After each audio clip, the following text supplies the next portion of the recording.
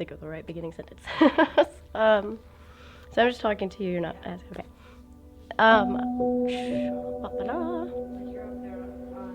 Doing my thing. When I came to ThriVe, I was really broken by life and very certain that I did not have what it took to be a good mom and provide that unconditional love and support because I wasn't quite sure what that even looked like for me. I always struggled with abandonment and rejection, starting with a biological mother that could not or would not raise me. While we had everything materially that we needed, I was always feeling a lack of love and that I was super important or really mattered. And leading into teens, a couple situations that happened, it just left me really angry and hurt and confused. And I started acting out in really attention-seeking behaviors.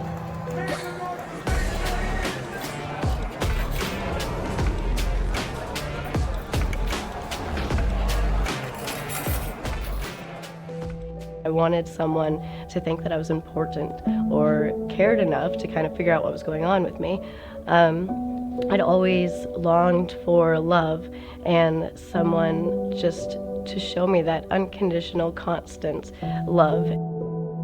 I struggled with an eating disorder that spiraled out of control and self-harm behaviors and just really rebellious acts and kind of crying out for someone to pay attention to what was going on. When I was 18, my life had become a wreck and my parents decided they weren't legally responsible for that wreck anymore. And through some other awful situations, I found myself living in a homeless shelter in Nashville, Tennessee. I spent about a year on and off of the streets and in and out of that shelter, and I faced a lot of trauma. I was constantly attacked for what I had, or robbed, beaten, or really had to do things to survive, things that brought a lot of shame and guilt. And I just began to really shut down and lose myself as a person. Towards the end of that year, I found myself looking for a safe place to stay, and had passed curfew at the shelter, and I'd ran out of options. So I found myself crawling into a dumpster to spend the night. And as I laid there on top of the trash and the filth and the disgusting smell, and I felt like I was disgusting also. I was as worthless as the trash that was in there. In society's eyes, in my family's eyes, in my eyes, I had lost everything. And as I laid there thinking about life and remembering about God and thinking about this God that's supposed to be there and care about someone that no one else cares about and always have your back. And I remember crying out to him thinking, God, if you're there, I just need some help. And I don't have a life to give you, and I know that's technically what you're supposed to do, but I don't have anything. But if you'll help me, I'll at least try to build a life, and then maybe one day I'll give it to you. And I crawled out of the dumpster the next morning, and there wasn't some great big miracle or shiny angel waiting to lend a hand, but there was the sense that I was important to someone and that I could try and maybe could make a life. And as I began to attempt to do that, God really put people and places right in the center of my path, almost smacked in the face with his plans, because mine weren't going well. And thankfully, he stepped in. But that wasn't really the end of my journey. As I stumbled along trying to make this life in Nashville, I got the news from home in 2013 that my brother had overdosed from heroin and passed away, and I needed to come home to be with family. So as I did, I made the decision to move back to Missouri. I thought my family really needed me. They wanted me. We could get that relationship back. And so I started over and began to build a life here. And I was working at Youth in Need and really fulfilled in that. I thought, I could tell these kids that you don't have to live like this. You can get out of this situation if you work hard enough and you try hard enough. You don't have to live this life. And while I was there, I met this great guy, I thought, and I fell really hard, and I thought, oh my gosh, it's happening for me. I'm important to someone finally loves me. This is it, this is awesome. And I ignored all the warning signs that I believe God was trying to show me, and I just got involved way too fast, and I found out that I was pregnant. And as I gave him the news that I was pregnant, in which I was terrified and scared because this wasn't a part of our plans at all, and we were just newly dating, maybe 4 or 5 months in. But I thought, I'll tell my boyfriend, he'll tell me it'll be okay, we'll figure it out. So I gave him the news. He, in turn, gave me the news that he was actually going to get married to another woman that he was in love with. He said that I was cheap and easy to fool, and that he didn't want me either. And as I was facing that abandonment and rejection again, thinking, nobody wants me, nobody is gonna want this baby, I don't know what to do with it, I was facing a huge life decision.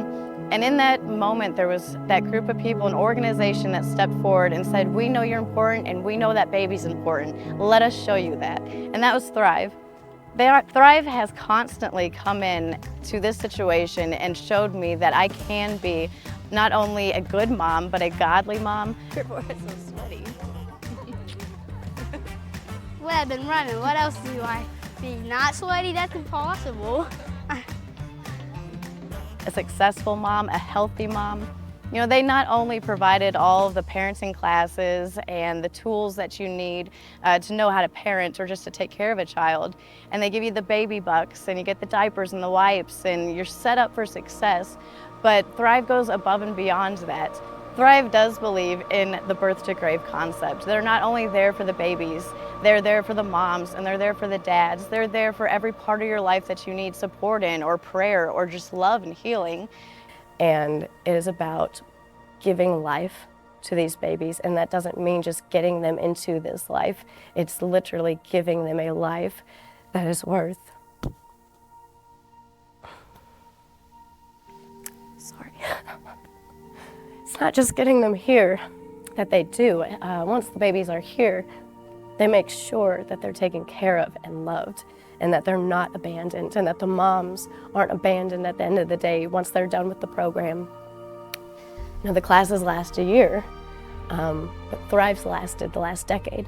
When I came to ThriVe, I was a broken, wounded person, really struggling with what I was going to do in life. I was facing homelessness again when I was a ThriVe patient, and they gave me the opportunity to stay in ThriVe Inn and have a safe place to stay till my baby got here. Through the ThriVe classes and the community that they offer, I was able to meet moms that were on their own journeys.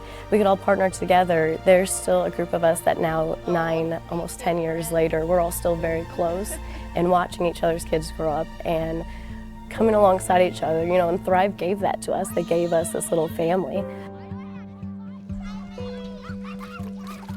They knew that that was a wound and they were healing it.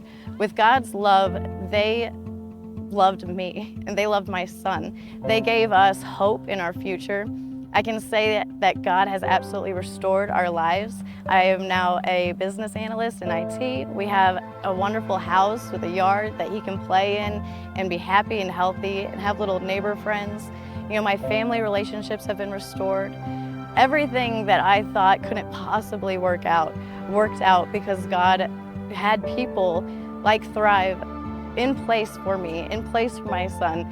I love my favorite verse, Jeremiah 29:11, that says, I know the plans I have for you, declares the Lord, plans to prosper you, not to harm you, to give you hope in a future. And honestly, ThriVe was so essential in giving me that hope, giving me that backing to believe in that love that God had for me and my son. And I'm so grateful that they came alongside me in my life. That was 10 years ago, almost a decade ago, that I showed up to them broken.